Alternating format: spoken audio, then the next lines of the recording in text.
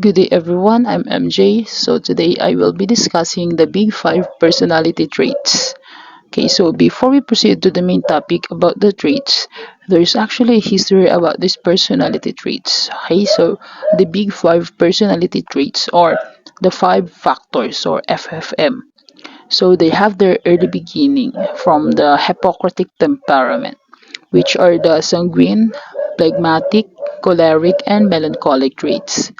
So first, the sanguine, which type closely relates to emotional stability and extroversion. Next is the phlegmatic, which type is stable but introverted. The choleric, which type is unstable and extroverted. And the last one is the melancholic, which type is unstable and introverted by Music 2017. But si Francis Galton noong 1884 ang pinakauna na naka-investigate talaga ng Hippocratic temperament with the hope that a complete taxonomy will define personality traits. So later on, according to Gordon Allport in 1936, he hypothesized that the personality traits were observable and relatively permanent traits. And so the systematic research of the Big Five conducted from the 1940s and it ended temporarily in the 1960s to 1970s. So the Big Five they regain acceptance in the early 1980s upon the works of Lewis Goldberg, si Naomi Takemoto-Shock, Andrew Comfrey, and John Digman, and by personality researchers in the 1980s, while there is no generally agreed upon definition of personality by SADAC 2017. So this module mainly concerned with the Big Five as defined, believed to be generally stable in adulthood, and about half of the variance appears to be attributable to a person's genetics rather than the effects of one's environment. By Lucas 2004 and Briley 2014 naman. And for a lack of genetic-based evidence that separate entrepreneurs as distinct group, the researchers believe that there are mechanisms to which genetic factor play, that is personality traits, no? And ayun nga, and in the early 1980s, the researchers used the Big Five to compare the traits of entrepreneurs to either employed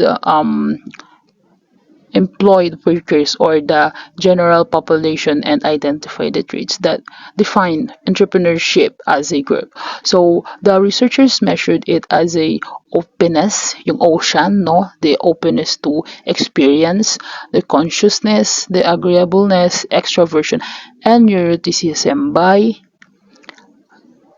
Kerr, Kerr S, Kerr W, and Zhu T 2017. So let's have the first one. Let's have the openness to experience or the openness. Okay, openness to experience describes the breadth, depth, originality, and complexity of an individual's mental and experimental life. Okay, so openness to experience. So okay, so it is someone who is very high in this particular trait is going to be a more creative person. No, they're going to enjoy new experiences. They'll seek out novelty. They might be very imaginative. No, they might really love abstract ideas and kind of wrestling with new concepts, things that challenge their beliefs. No, they might be more curious than other people and have a real love of the arts and really anything that is creative. So these people are generally your musicians, your artists, your scientists. So anybody who loves doing new things, who loves challenging themselves and thinking in new ways.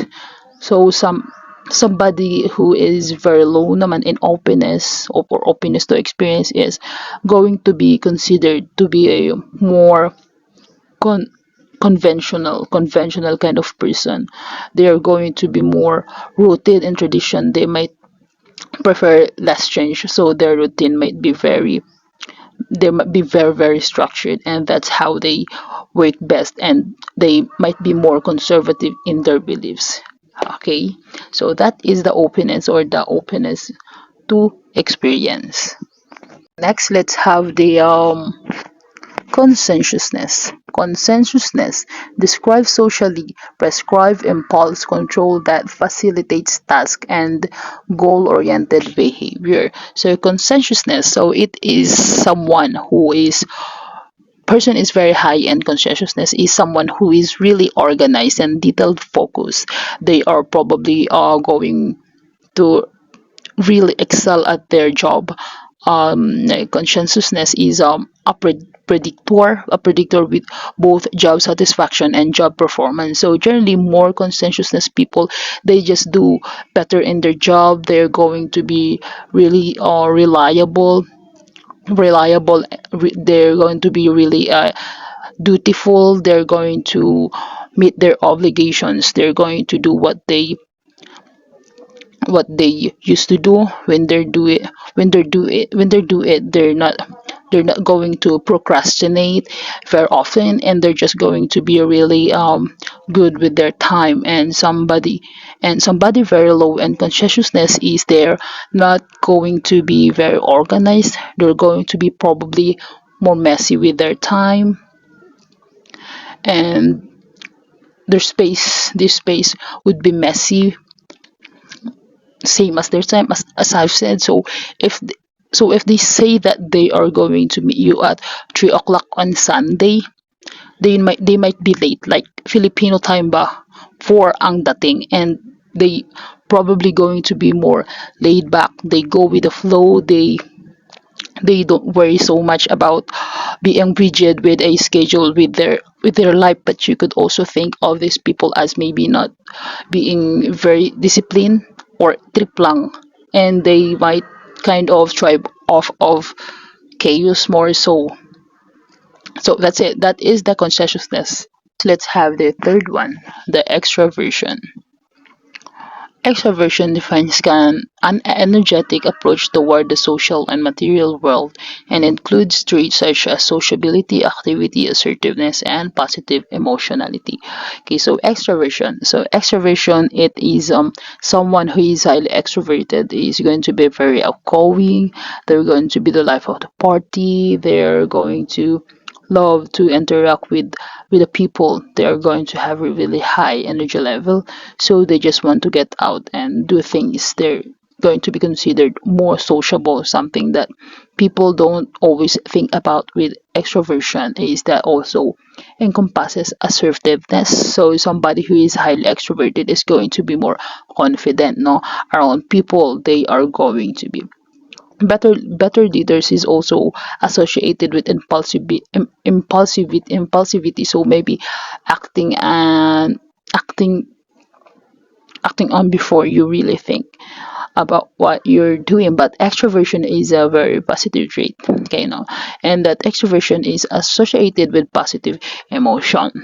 Andyan na nga. And somebody is low in extroversion is like introvert, opposite lang, a person who is content being alone, don't like talking to anybody. So ayun, that is the extroversion. Okay, so let's proceed to the fourth one, the agreeableness. Agreeableness contrasts a pro-social and communal orientation toward others with antagonism, and includes traits such as altruism, tender-mindedness, trust, and modesty. Okay, so agreeableness, it is somebody who is highly agreeable is going to be more a friendly person in social situations. They are going to be more trusting of others. They're going to be more cooperative. They're going to want to help others more and get along with people. So they don't really like conflict, no, and they will try to avoid that. So this is the person who is going to be more friendly. Again, more likely to conform to a situation if it means kind of keeping a harmony to a group, and kind of low in agreeableness naman, kind of thrive off of a conflict to a certain extent. They might considered more competitive individuals, so they might do really well in maybe a competitive atmosphere at work or school, just to get to the top. Okay, so that is the agreeableness. Last one, the neuroticism. Neuroticism contrasts emotional stability and even temperedness with negative emotionalities such as feeling anxious, nervous, sad, and tense. Okay, so neuroticism, it is someone who is highly neurotic would be considered to be a more anxious individual. So they would be more prone to experiencing anxiety and depression. They could also be considered to be more moody, so they might have mood swings, also called emotional volatility, also more aware of potential threats within their environment, both imaginary and perceived. So you could consider them to be a little bit paranoid compared to the average person, basically just having negative emotions, generally speaking, and somebody in low in neuroticism naman is considered to be more emotionally stable. So it's not they're going to experience more positive emotion, but it's just less likely to experience those negative emotions like anxiety, the depression, or less likely to experience those. But who is going to be more like more relaxed, more like level-headed, light-headed is somebody who can or good at handling that, so they're not gonna harm themselves. They're not gonna let themselves to stress because of that. So that is the neuroticism.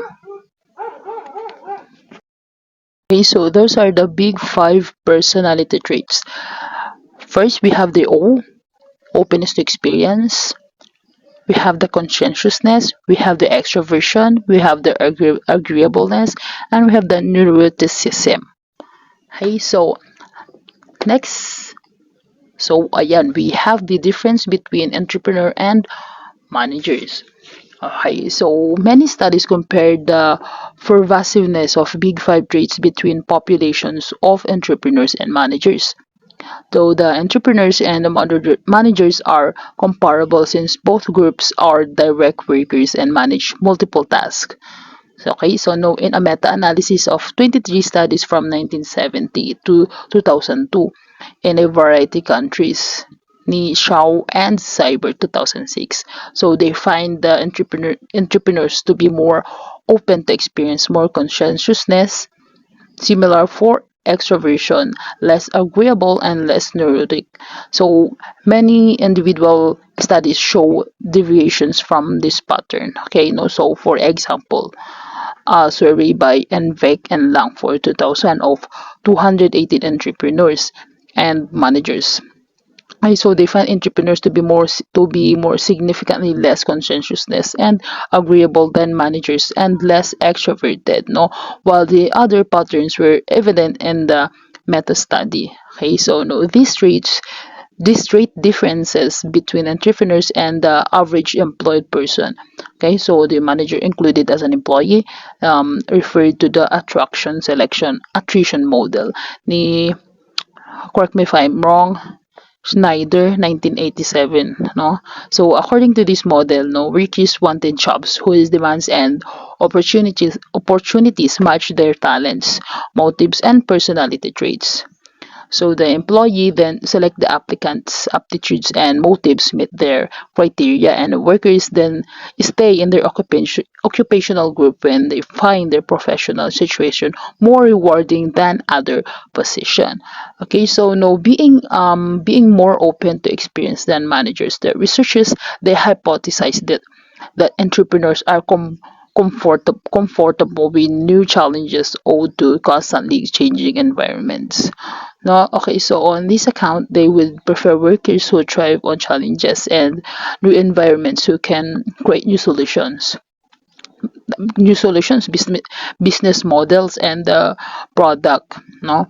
And in the meantime, the entrepreneurs hire managers. They hire managers for their ability to execute and deliver high quality results for a given set of directions rather than seek out original solutions, no? So thus researchers further theorize that entrepreneurs hire individuals to meet the job requirement in the face of a changing environment, no? So in order for openness to result in high levels of creativity.